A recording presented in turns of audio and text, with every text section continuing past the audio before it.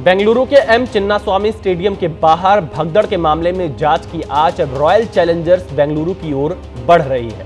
Social media पर ऐसी आवाजें बुलंद हो रही हैं कि आरसीबी का बड़ा चेहरा विराट कोहली है, तो क्या भगदड़ केस में उनके खिलाफ जांच नहीं होनी चाहिए? ये सवाल लोग पूछ रहे हैं कि विराट कोहली के खिलाफ जांच की शुरुआत कब होगी। और ये सवाल इसलिए उठ रहे हैं क्योंकि कल आरसीबी के मार्केटिंग हेड निखिल सोसले की गिरफ्तारी हुई। उन पर आरोप है कि उन्होंने विक्ट्री परेड के लिए फ्री पास वाले पोस्ट किए थे और पुलिस के मना करने के बाद भी नहीं हटाया था। और अब विराट कोहली के खिलाफ भी बेंगलुरु में एक शिकायत दर्ज हुई है। बेंगलुरु के कब्बन पार्क पुलिस स्टेशन में शिकायत क्रिकेटर विराट कोहली के खिलाफ दर्ज हुई है। यह शिकायत social media activist HM Venkatesh ने दर्ज कराई है।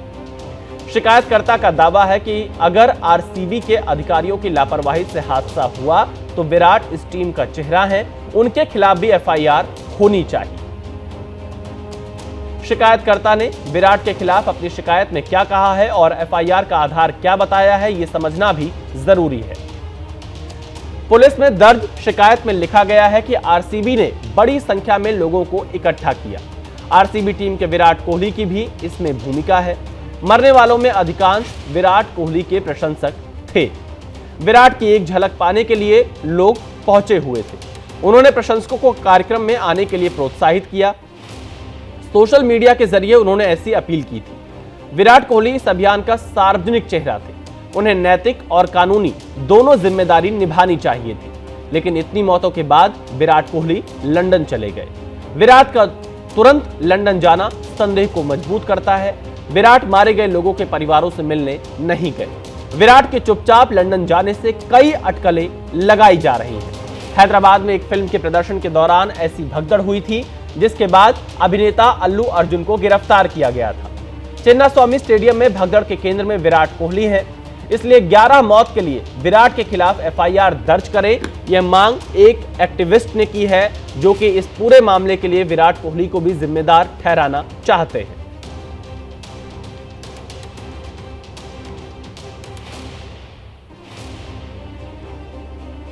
तो देखिए, विराट कोहली के खिलाफ एफआईआर की मांग यहां पर की जा रही है। जो भगदड़ हुई बेंगलुरु के चिन्नास्वामी स्टेडियम के बाहर, उस भगदड़ के बाद अब सवाल उठ रहे हैं कि अगर जो इसके मार्केटिंग हेड हैं टीम के, उनको गिरफ्तार किया गया तो विराट कोहली पर जांच क्यों नहीं? शिकायतकर्ता ने विराट के खिलाफ एफआईआर के लिए एक्टर अल्लू अर्जुन के केस को आधार बनाया है। हैदराबाद में भगदड़ हुई थी और क्योंकि ये अल्लू अर्जुन का केस क्या था वो भी आपको बताना जरूरी है। हैदराबाद में भगदड़ हुई थी, फिल्म के प्रीमियर के दौरान भगदड़ हुई थी और भगदड़ में एक महिला की मौत हुई थी। हादसे के वक्त अल्लू थिएटर में मौजूद थे। अल्लू को देखने के चक्कर में भीड़ बेकाबू हो गई थी और हादसे के बाद अल्लू अर्जुन को गिरफ्तार किया गया था। उसी तरह बेंगलुरु में भगदड़ हुई, विक्ट्री परेड के दौरान भगदड़ हुई। भगदड़ में 11 लोगों की मौत हुई। खिलाड़ियों को देखने के लिए भीड़ बेकाबू। हादसे के वक्त विराट स्टेडियम में मौजूद थे, इसीलिए हादसे के लिए विराट पर एफआईआर होनी चाहिए मांग सोशल एक्टिविस्ट ने की है। एक सामाजिक कार्यकर्ता है जिन्होंने शिकायत देकर विराट कोहली के खिलाफ अल्लू अर्जुन के केस के आधार पर पूरे मामले की जांच की मांग की है।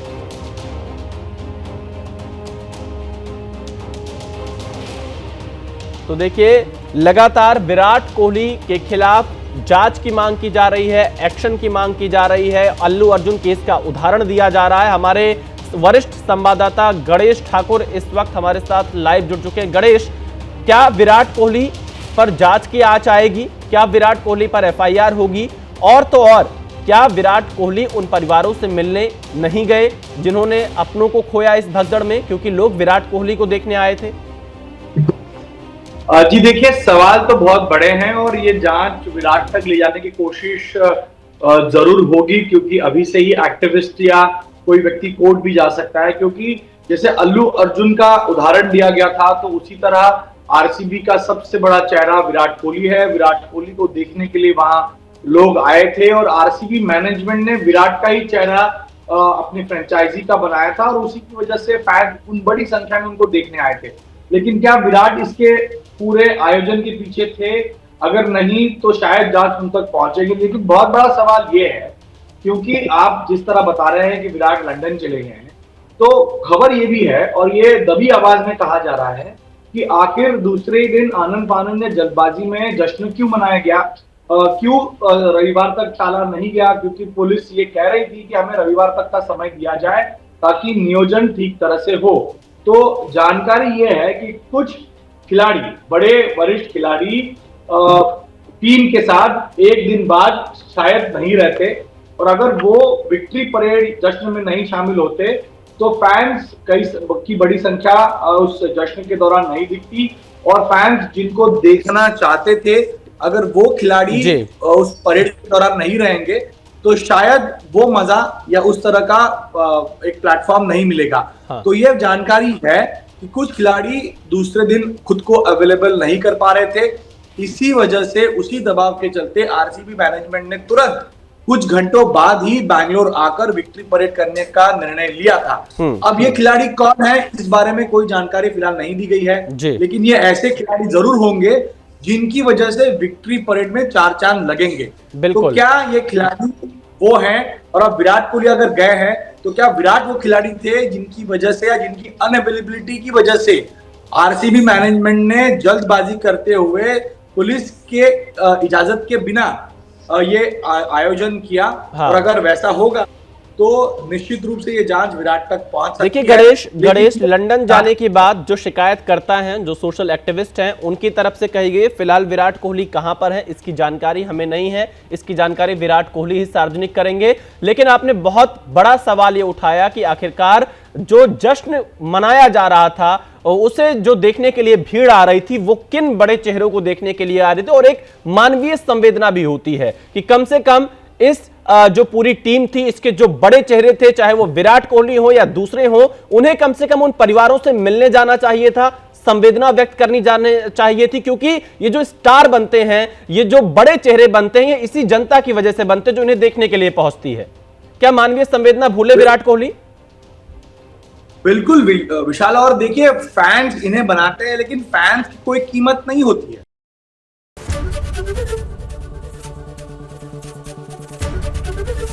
एबीपी गंगा, खबर आपकी, जुबान आपकी।